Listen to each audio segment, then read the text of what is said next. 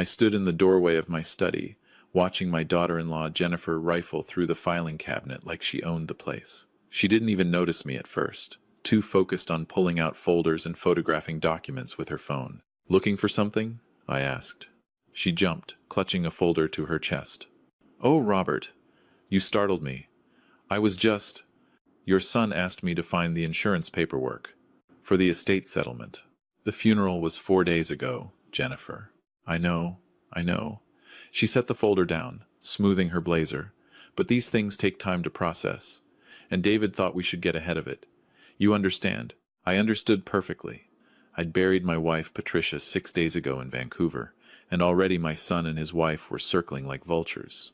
Patricia and I had been married for 43 years. 43 years of building a life together in our Kitsilano home, raising David, watching the neighborhood change around us. The house we'd bought for $85,000 in 1982 was now worth close to $3 million, and everyone knew it. "The insurance information is with the lawyer," I said. "You didn't need to go through my files." "Right, of course." Jennifer edged past me toward the door. I'll let David know." After she left, I sat down at Patricia's desk.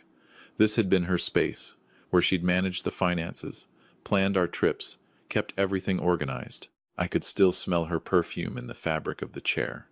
The grief hit me in waves. Sometimes I'd forget for a moment that she was gone, and then I'd remember, and the loss would crash over me again. My phone buzzed. A text from David. "Dad, we need to talk. Coming over tonight with Jen. Important." I knew what this was about. It had started at the reception after the funeral, when I'd overheard Jennifer whispering to David about timing and market conditions. When David had casually mentioned that his firm was looking at investment properties, and wouldn't it be interesting if something opened up in Kits. That evening, they arrived with a folder of their own. David hugged me, brief, awkward, and they settled on the couch while I made tea. Patricia had always made the tea. I nearly put out 4 cups before I caught myself. "Dad," David began, "we want to talk about your future." "My future?" "You're 68 years old, living alone in a house, with 3 floors and stairs. You can barely manage." "I manage fine." "Dad, be realistic." Jennifer leaned forward. "This place is too much for one person. The maintenance alone, when was the last time you cleaned the gutters? Changed the furnace filter? And what about snow removal in winter? I've been handling this house for over 40 years. With Mom," David said quietly. "But she's not here anymore." The words hung in the air. Not here anymore. As if she'd just stepped out for groceries. "We've been researching retirement communities," Jennifer continued, pulling out brochures.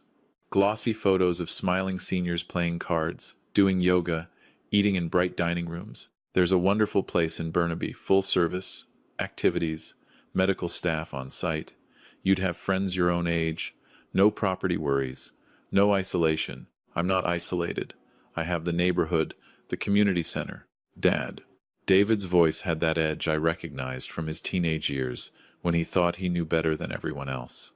"We're trying to help you. This house is worth nearly $3 million. You're sitting on a fortune while living like— well, it's not necessary. You could sell, move somewhere manageable, and actually enjoy your retirement." "I am enjoying my retirement." "Are you?" Jennifer asked.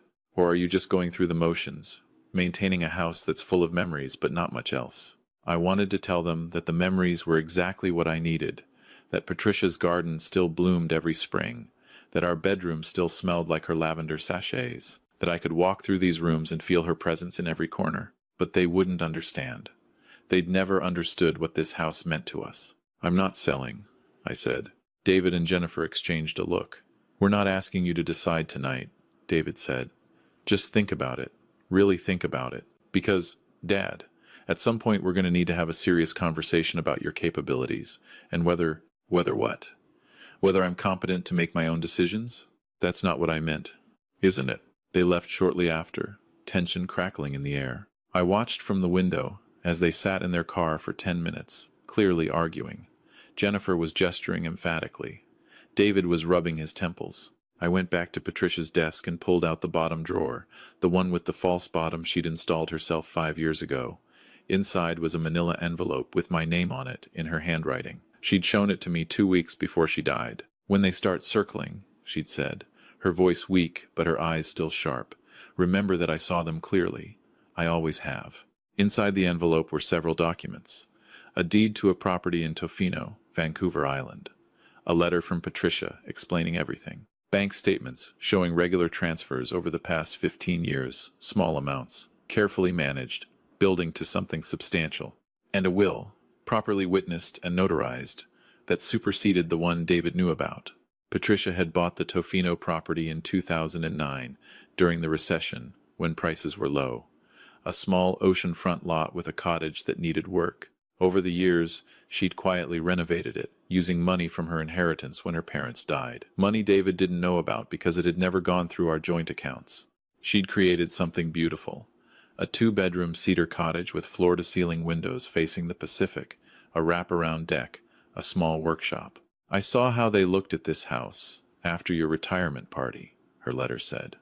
How Jennifer calculated square footage while pretending to admire the crown molding. How David started talking about downsizing like it was his idea, his concern. They don't see you, Robert. They see equity. They don't see us, they see real estate. So I built us an escape route. Somewhere they don't know about. Somewhere you can breathe after I'm gone. The cottage is yours. The Kit Solano house is yours too. Don't let them bully you into anything. But if you need to leave, if the pressure gets too much, you have somewhere to go. You've always loved Tofino. Remember our anniversary weekends there? I want you to have that peace. And when the time comes, leave this house to Daniel. He's the only one who's ever seen you as a person, not an inheritance. Daniel, my nephew, my younger brother, Michael's son, 24 years old, studying environmental science at UBC. He'd been at the funeral, quiet and respectful, helping serve food at the reception, while David and Jennifer networked with Patricia's wealthy cousins. Daniel had Patricia's old gardening books. She'd given them to him when he'd expressed interest in urban agriculture. He'd actually read them, actually applied the principles to a community garden project he was running. The visits from David and Jennifer intensified over the next 2 weeks. They'd drop by unannounced to check on me, they said, but I'd catch Jennifer photographing rooms, David measuring spaces with his phone. They brought more brochures, more statistics about seniors living alone, more concerned expressions that didn't reach their eyes. We've talked to a realtor, David announced one evening. Just preliminary discussions. The market is strong right now. We could potentially get 3.2 million, maybe more with the right staging. We? I asked. You. You could get that much, obviously. I haven't agreed to sell. Dad, you're not thinking clearly. Grief does that. It clouds judgment. That's why there are professionals. People who can help make rational decisions during emotional times. I'm thinking perfectly clearly. Are you? Jennifer pulled out her tablet. Because we've noticed some things. You forgot to pay the gas bill last month. There were expired groceries in the fridge. You wore the same shirt 3 days in a row last week. I was in mourning. Or you're declining, David said. Dad, we love you. We want what's best for you. And what's best is a controlled environment where you're safe, where someone else handles the responsibilities, where you can get your hands on $3 million. The words came out harsher than I'd intended, but they were true. David's face flushed red. That's not fair, isn't it? You've been here every other day since your mother died, and not once have you asked how I'm doing. Not really. You ask about bills and maintenance and property taxes, but you haven't asked about me. Because you won't be honest about your struggles. Jennifer stood up. You keep pretending everything's fine when it clearly isn't. This house is falling apart. This house is not falling apart. The back fence is rotting. The deck needs restaining. The roof has moss growing on it. These are facts, Robert. These are minor maintenance issues that I can handle. Can you? Can you really? David stood too, and suddenly I was surrounded. At your age, with your health, Mom handled everything, and now she's gone. You need help, whether you admit it or not. I thought about Patricia's letter, about Tofino, about the fact that I hadn't told them yet because some part of me kept hoping they'd prove her wrong, that they'd show actual concern, actual love, instead of this calculated campaign to separate me from my home. I need you to leave, I said quietly. Dad. Now, please. They left, but Jennifer paused at the door. We're filing for a competency evaluation. We've already talked to a lawyer. You're not capable of managing your affairs. And someone needs to step in before you hurt yourself, or lose everything Mom worked for. After they left, I sat in the dark living room for a long time. Patricia's reading chair was still angled toward the window, her bookmarks still in the novel she'd never finish. 43 years. 43 years of building a life, and it had taken David less than a week to try to dismantle it. I called my lawyer the next morning. Margaret Chen had handled our estate planning for 20 years. She'd been at the funeral, had pressed my hand and said, "Call me when you're ready." "I'm ready," I told her. In her office, she laid out Patricia's documents. "Your wife was very thorough," she said. "She updated this will 3 months before she died. Everything is airtight. The Tofino property is solely in your name. Patricia used her inheritance to purchase it, so it's separate from marital assets. David has no claim to it.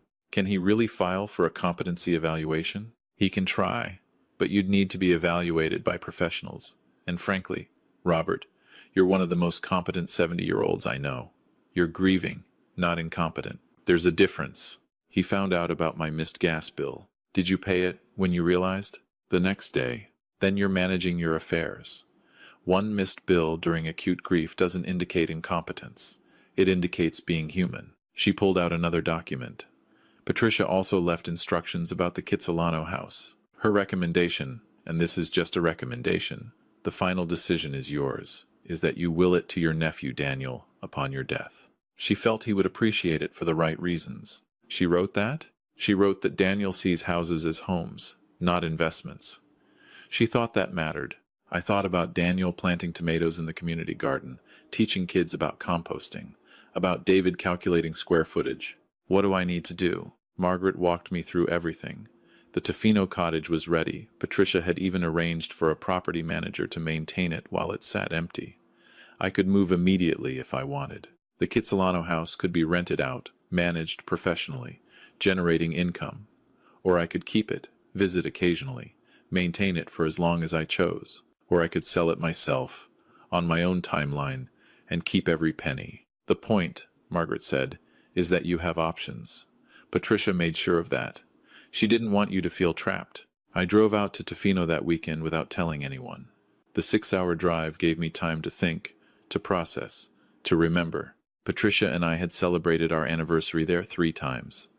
The last time was 5 years ago, before her diagnosis. We'd walked on the beach at sunset, collected sea glass, talked about retiring there someday. The cottage was exactly as Patricia had described it. Cedar shingles weathered to silver, large windows framing the ocean view, a stone fireplace, built-in bookshelves already filled with our favorite books that she must have transported gradually over the years.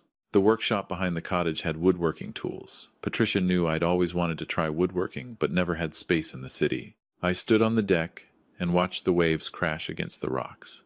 The air smelled like salt and cedar. A bald eagle circled overhead. And for the first time since Patricia died, I felt something other than grief. I felt possibility. I spent the night there, sleeping better than I had in weeks. In the morning, I called the property manager. Patricia had hired a local woman named Sarah, who'd been maintaining the cottage for 2 years. "Patricia told me you might come eventually," Sarah said. "She wanted everything ready for you." How often did she visit? Every few months.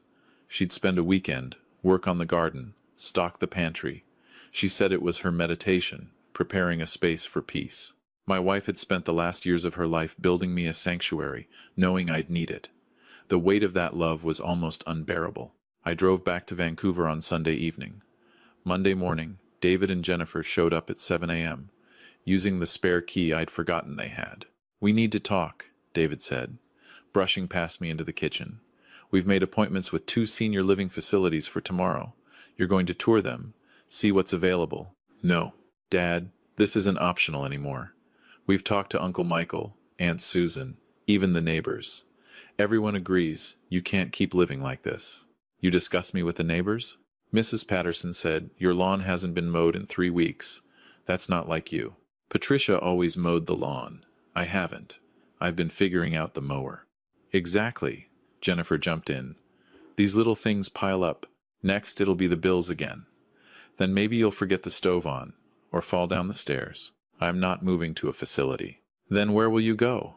David demanded. "You can't stay here. You've proven that." I looked at my son, really looked at him. When had he become this person? Or had he always been this way? And Patricia and I had just made excuses, smoothed things over, pretended his self-centeredness was ambition, his coldness was practicality. "I'm moving to Tofino," I said. Silence. "What? Your mother and I bought a cottage there. Years ago. I'm moving there." David's face went through several expressions: confusion, disbelief, calculation. "You bought property without telling me?" "It wasn't your business to tell. I'm your son. I'm your financial power of attorney." "No, you're not. Your mother was, and she never designated you as successor. Margaret Chen is handling my affairs if I become incapacitated, which I'm not." "This is insane." Jennifer pulled out her phone.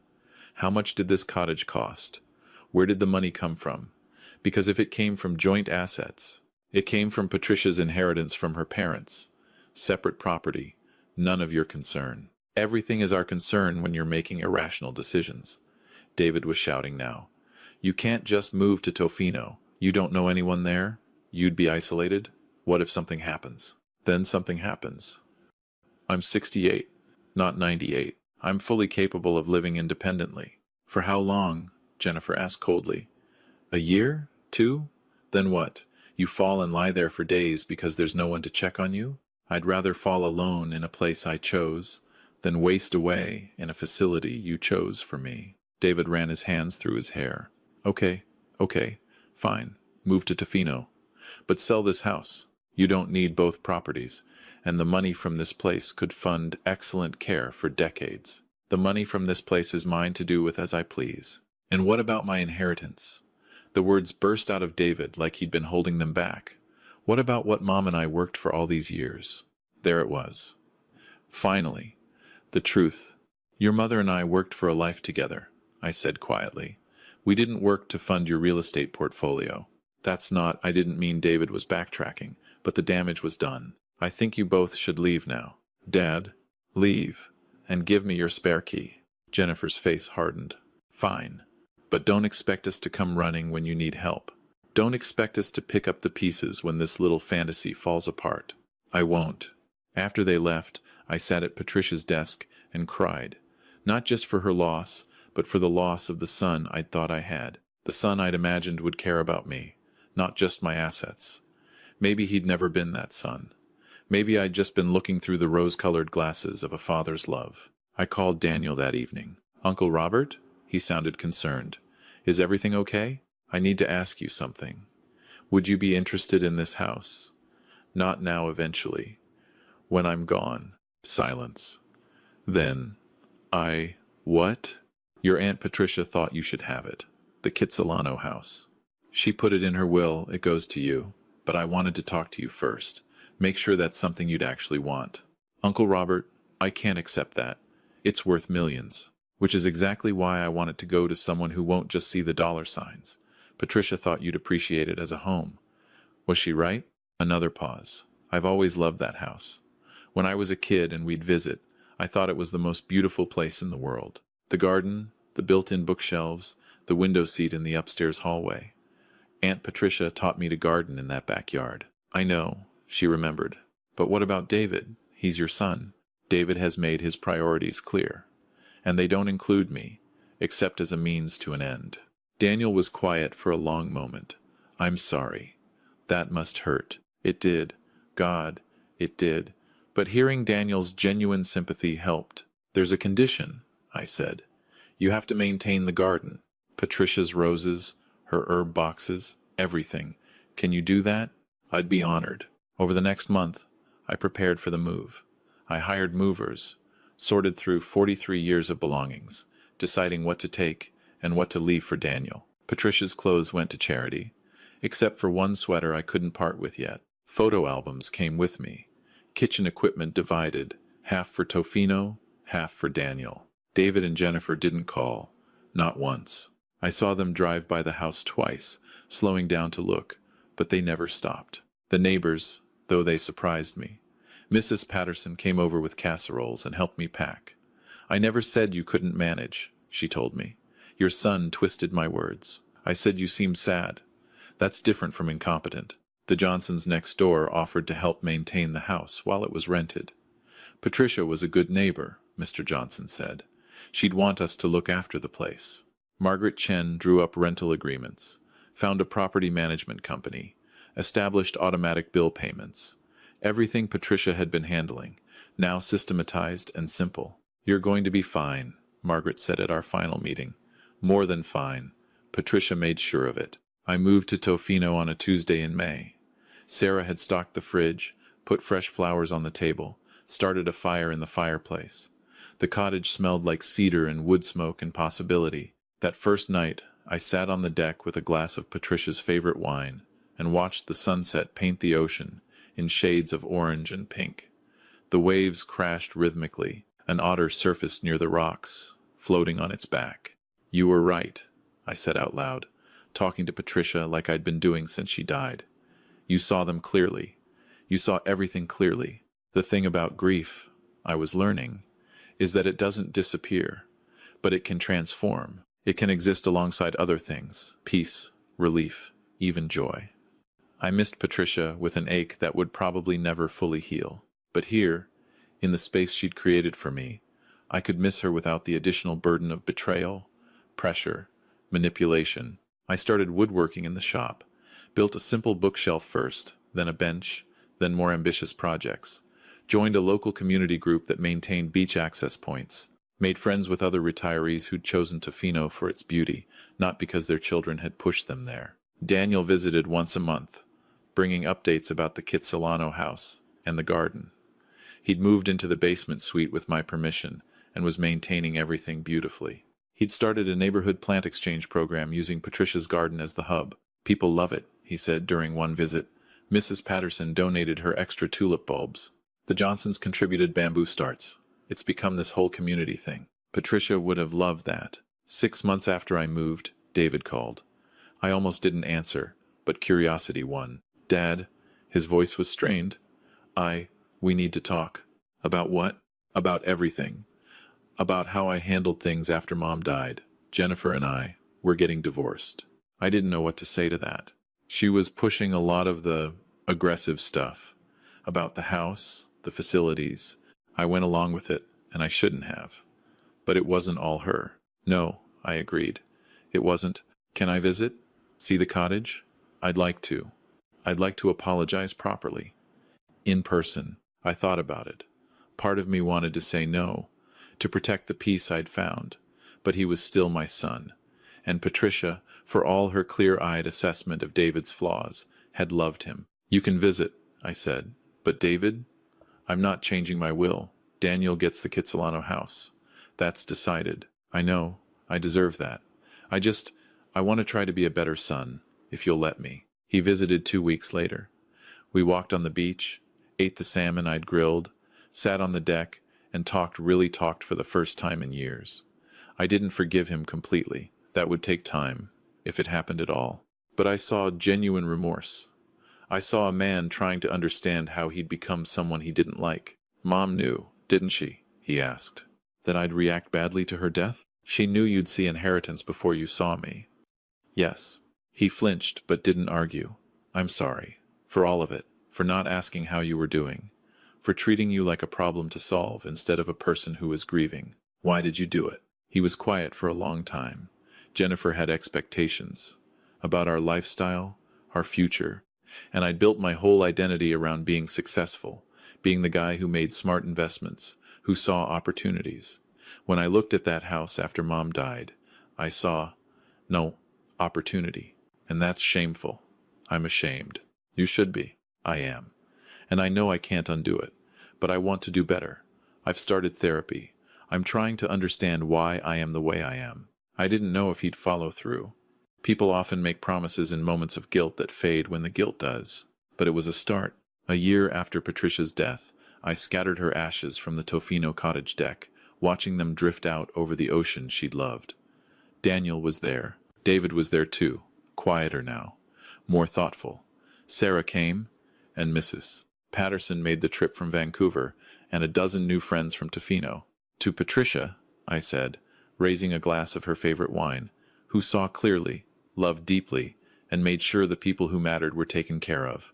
"To Patricia," everyone echoed.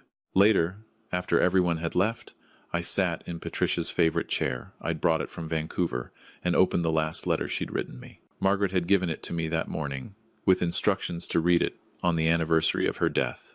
"My darling Robert," it began, "if you're reading this in Tofino, then you made the choice I hoped you'd make. The choice for peace over pressure, for autonomy over obligation. I'm proud of you. I know it wasn't easy, nothing about this year has been easy, but I hope you've found some measure of happiness in this place. I hope you've discovered that life doesn't end at 68, or 70, or 80. It just changes, and change can be beautiful if we let it. You taught me that when we moved to Kitsilano all those years ago, when I was scared and you were brave. Now I'm returning the favor, giving you permission to be brave again. Whatever happens with David, remember, you can't control other people's choices, only your own. You chose to honor yourself, your needs, your right to live life on your terms. That's not selfish, that's healthy. Keep choosing yourself, my love. Keep building, creating, exploring, and know that wherever you are, whatever you're doing, I'm proud of the man you've always been. Love always, Patricia." I sat there as the sun set, tears running down my face, the letter trembling in my hands. She was gone. She would always be gone. But she'd given me something precious, the foundation to build a life after her. Not the life David wanted for me, not the life society expected. My own life, on my own terms. That night, I started writing. Not for publication, but for Daniel, for any future grandchildren David might have, for anyone who might one day need to hear this story. I wrote about love and loss, about family and betrayal, about the difference between being a parent and being a doormat. I wrote about Patricia's wisdom, her foresight, her fierce protection of my right to choose.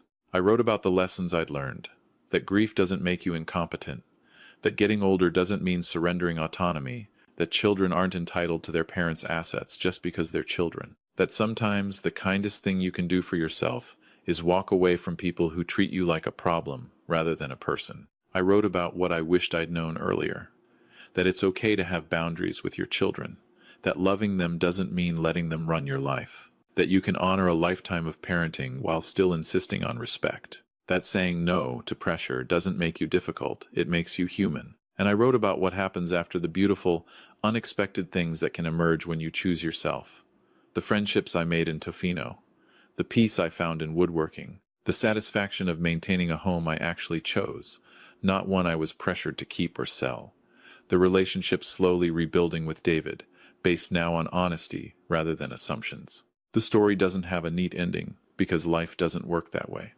David and I still have complicated conversations. Some days are harder than others.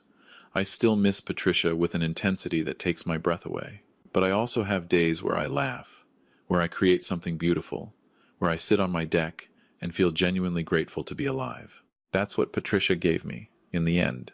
Not just a cottage or financial security.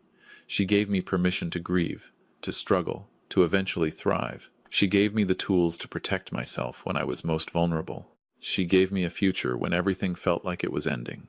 If you're reading this and you're in a similar situation, children pressuring you about your home, your finances, your choices, remember this. You don't owe anyone your autonomy. You don't have to make major life decisions while you're grieving. You don't have to justify keeping your home, or selling it, or moving across the country. Your life is yours to live. And the people who truly love you will respect that, even if they don't always understand your choices. Trust yourself. Trust your instincts. If something feels wrong, if the pressure feels more about their needs than yours, if the concern feels performative rather than genuine, it probably is. You're allowed to say no. You're allowed to wait. You're allowed to make decisions at your own pace, in your own time. And if you have a Patricia in your life, someone who sees clearly, who plans ahead, who loves you enough to protect your future even when they won't be there to share it, treasure them, listen to them. Let their wisdom guide you when you're too tired or too sad to see clearly yourself. I'm 70 now. David visits every few months, and our relationship is slowly healing, built on a foundation of honesty that didn't exist before. Daniel sends photos of Patricia's garden every week. It's become a neighborhood treasure, exactly as she would have wanted. The Tofino cottage is filled with furniture I've built, art from local makers, books I've actually had time to read. Some mornings I wake up and can't believe this is my life, that I chose this, chose myself, chose peace. Other mornings I wake up and immediately think of Patricia, wishing she were here to see the sunrise over the ocean, to approve of my latest woodworking project, to laugh at the otter that's taken up residence near our my dock. Both things can be true. Loss and life, grief and growth, missing someone desperately while still building something beautiful from the foundation they left behind. Patricia always said that love is what you do, not what you say. She loved me enough to prepare for my future, to protect me from my own tendency to prioritize everyone else's needs over my own, to give me tools I didn't even know I'd need. That's love. That's legacy. Not money, not property, but the gift of autonomy, of choice, of freedom. Thank you, Patricia, for everything, for 43 years of partnership, for seeing clearly when I couldn't, for loving me enough to let go while still holding me up. I hope I'm making you proud.